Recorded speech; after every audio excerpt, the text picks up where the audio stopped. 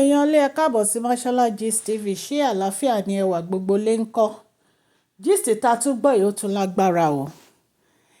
Wọ́n ní kábíyèsí wọ́n ná threaten Queen Naomi nítorí pé wọ́n fẹ́ kí Queen Naomi gbé Tadéníkáwò wá sí inú ààfin lórí ọ̀rọ̀ àwọn ritual èyí tó yẹ kí Tadéníkáwò ṣe tó jẹ́ pé Queen Naomi ò jẹ́ kó ṣe.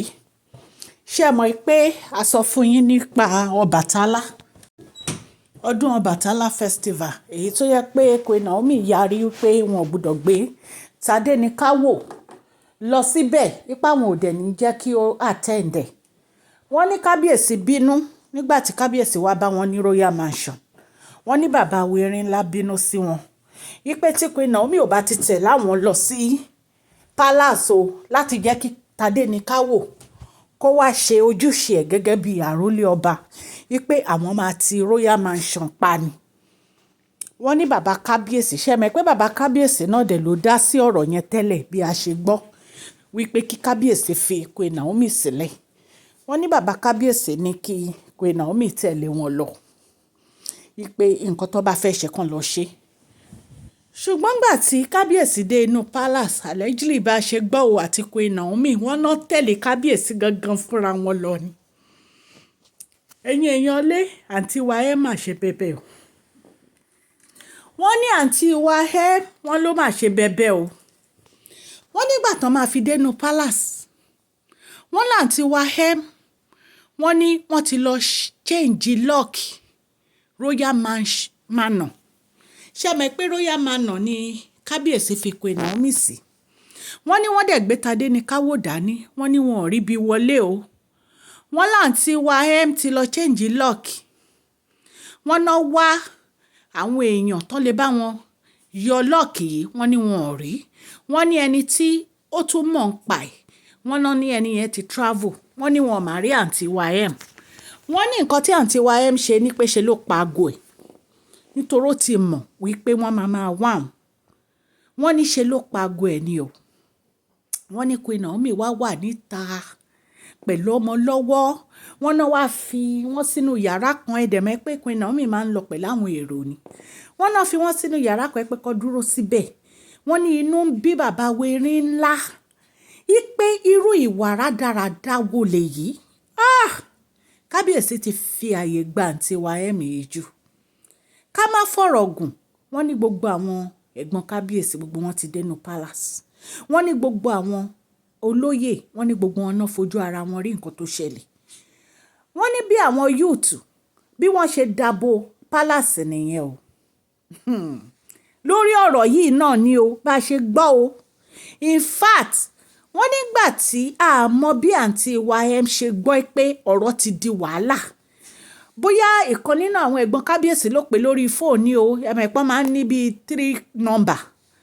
Wọ́n ní ló bá ní kábíyèsí wọ́n mọ̀ọ́mọ̀ ń ṣe báyẹn ni nítorí Queen Naomi ni tó bá jẹ́ lòmíì ni kábíyèsí ò ní take care important wọn ò ní take care so important. Wọ́n ní kó dákẹ́ ẹnu ẹ̀.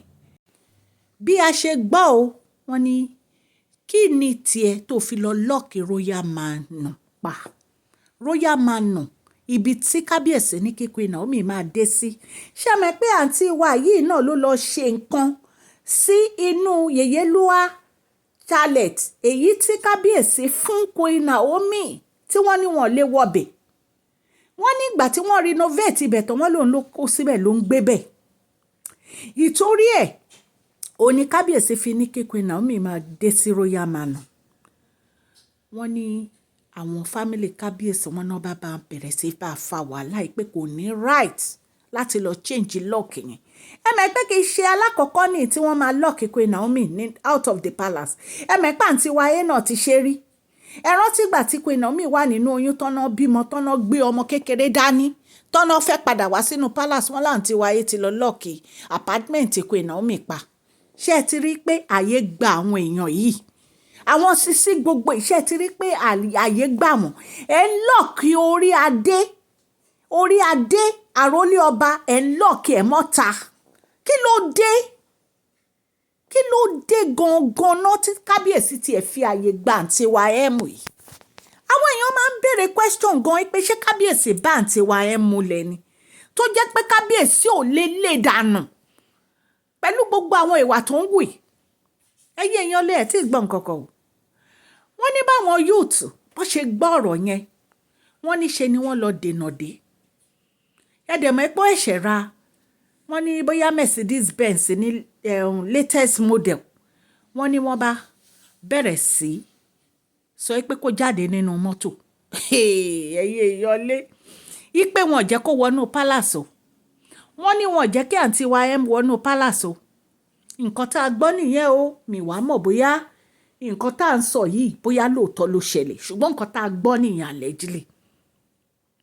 Lẹ́yìn yẹn wọ́n ní kábíyèsí bẹ̀rẹ̀ sí bínú ipe kí ni àyàwó ló kọ àǹtí wa tó fi máa lock apartment royal manor yẹn pa, ipe ṣé òun ló ní palace àwọn ni, ipe irú ìwà wo ló bà lé àǹtí wa tó fi lọ lock ibẹ̀ pa, nítorí pé ó ti mọ̀ pé Queen Naomi ti jáde kúrò ní Agodi, ó dẹ̀ ti mọ̀ pé gbogbo eré tí bàbá Erin ńlá máa ṣe ó ní wípé kí wọ́n mú Queen Naomi padà wá sí inú palace.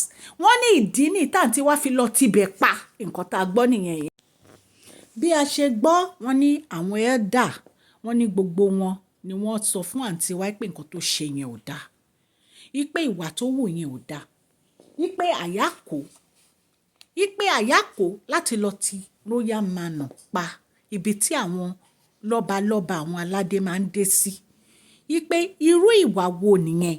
Ẹ̀yin èèyàn lè ṣàmì pé kì í ṣe ni wọ́n ti ń ṣe bẹ́ẹ̀, kì í ṣe ní làwọn àǹtí wa gbogbo yìí ti ń ṣe bẹ́ẹ̀ bó ṣe máa ń ṣe nìyẹn. Wọ́n ní àyàdé bíi pé ni wọ́n fẹ́ lè ti bàbá Erin ńlá gan, wọ́n fẹ́ lè tì wọ́n mọ́ta.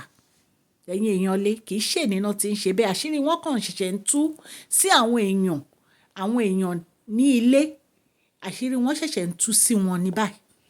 Èní kọ́ náà ti ń wu ìwà yẹn, èní kọ́. Èyí tá a gbọ́, wọ́n ní wọ́n challenge àǹtí wa church o ní orí ọ̀rọ̀ àṣírí tó tú, tó jẹ́ pé ẹni tí ó fi iṣẹ́ burúkú rán ipe kí Queen Naomi pòórá o, kó má padà wá sí ilé Ifẹ̀ mọ́, tó bá ti release ẹ̀ nìbàdàn kó wá bó ṣe máa travel out. Wọ́n láṣìírí ti tú, wọ́n ní wọ́n ń challenge ẹ̀ wípé kábíyèsí sọ fún bàbá Erin ńlá, sọ fún wípé kí ni tiẹ̀, ọmọ ló bí fún òun ni tó fi fẹ́ lé ìyàwó àwọn lọ, ọmọ ló bí fún òun ni tó fi fẹ́ da àárín òun àti ìyàwó òun rú, àbí tó fi ní pé ẹ fẹ́ gba ọmọ lọ́wọ́ Queen Naomi. Wọ́n ní bàbá Erin ńlá ní marriage tí àwọn àti ẹjọ́ ṣe kì í ṣe legally marriage làwọn jọ ṣe, traditional marriage làwọn jọ ṣe, wọ́n kàn lọ dáná ẹ nílé wọn ni. So yẹ kí ẹsẹ̀ báyìí kó máa mì báyìí, ẹsẹ̀ máa mì 50-50, because kí ni ẹni tó bí àrólé fún un, òun ní kó wọgbó lọ, kó rìn lọ, kó má padà wá sáàfin. Ẹ̀yin èèyàn lé àwọn àǹtí wa yìí ń dára, wọ́n ń dára nínú pálàsì bàbá Erin ńlá. Àfi kí Ọlọ́run Elédùmarè kó máa fi ìṣọ́ ẹ̀ṣọ́ bàbá Erin ńlá, kí wọ́n dẹ̀ tètè gbára wọn lọ́wọ́ àwọn àǹtí wa gbogbo yìí, nítorí pé wọn ò fẹ́ ire kankan sí Queen Naomi. Gbogbo nǹkan tó ń fẹ́ o ní kí Queen Naomi má wà sínú pálàsì yẹn pẹ̀lú ọmọ wọn. Wọn ò dẹ̀ dúró, wọ́n ń sáré kiri ni. Ẹ̀yin èèyàn lé nǹkan tá a gbọ́ nìyẹn o, bí a ṣe gbọ́ wọn náà ti kó gbẹrù àǹtí wa MC ta nínú apartment ẹ̀, wọ́n dẹ̀ ti tibẹ̀ pa. Kò jẹ́ bó ṣe jẹ́, nǹkan tá a gbọ́ nìyẹn. Mo ní kí n wá fún yín ní gist tó ń ṣẹlẹ̀ lọ́wọ́lọ́wọ́ nínú pálàsì bàbá Erin ńlá ni. Ṣé rí pé ilé ayé yìí ó lágbára, ẹ̀yin èèyàn lé. Odindi ẹni tó bí àrólé fún kábíyèsí, ẹ fẹ́ kó sá lọ, ẹ fẹ́ kó rìn wọgbó lọ, ẹ mú àrólé ọba ẹ tì mọ́ta, ẹ mú kọ́kọ́rọ́ ẹ mú lọ. Ilé ayé ìbá lágbára o. Kí ni Queen Naomi ṣe fún yín ná, ẹ̀yin olórí yìí, ẹ̀yin sísí gbogbo yìí, kí ni Queen Naomi ṣe fún yín tí ẹ fi fẹ́ rí Queen Naomi, tó jẹ́ pé tẹ́ bá ti rí Queen Naomi báyìí orí máa ń fọ́ yín ni. Ilé ayé yìí mà lágbára o. Ẹni ẹlẹ́ni tó wà nínú ilé ọkọ ẹ̀, ẹ mú ẹ sa oògùn tó fi kó ẹrù ẹ̀ tó fi jáde nínú pálásì yìí. ẹ wá ní kò ní nísinmi. Mẹ́pẹ́ yín gangan lẹ̀ ní nísinmi.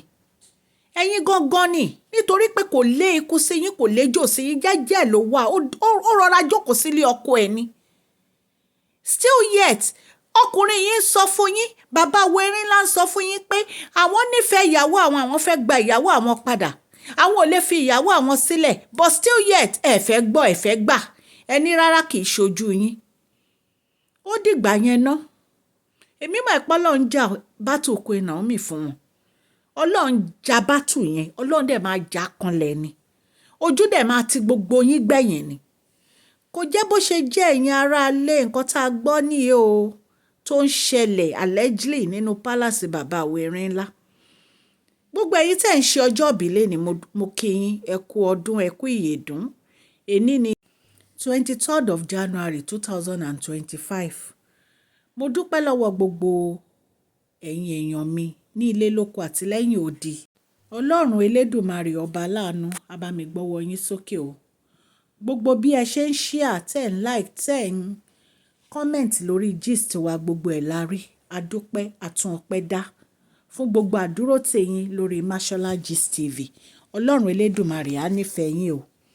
Orúkọ mi ni Mashola Yorùbá ni à ń sọ lórí ìkànnì yìí. À ń sọ nítorí pé àfẹ́gbàgbé àṣà àti èdè wa dẹ̀ tún sọ fún ọ̀pọ̀lọpọ̀ àwọn tí wọ́n gbọ́ Gẹ̀ẹ́sì. À ń sọ̀rọ̀ nípa celebrity gist, royal gist, politics àti gbogbo nǹkan tó ń ṣẹlẹ̀ ní agbègbè orílẹ̀-èdè bàbá wa ní ilẹ̀ Nàìjíríà. Tẹ́ bá ti subscribe, ẹ tẹ notification bell yín kẹ́ subscribe so that a bá ti post any gist ẹ máa rí. A dúpẹ́ lọ́wọ́ gbogbo ẹ̀yin yóò subscribers, gbogbo àdúró tẹ̀yin lórí channel wa, gbogbo ẹ̀ la rí. Ọlọ́run á bá mi gbọ́wọ́ yín sókè o. Àtẹ̀yin tẹ́ ṣe darapọ̀ mọ́ wa náà. Ọlọ́run á bá mi san yín lẹ́san rere o. Gbogbo nǹkan tẹ́ bá ń dáwọ́lé a máa yọrí sí rere ní agbára Ọlọ́run. Ẹ má gbàgbé kẹ́ fún fídíò yìí ní thumbs up o. Ẹ dẹ̀ má gbàgbé prize giveaway wa èyí tó ń bọ̀ lọ́nà ní April 15. Abawalaye, abawalaye ara. Please share this video, like and subscribe. God bless you all. Mashola Gist TV. Love you all.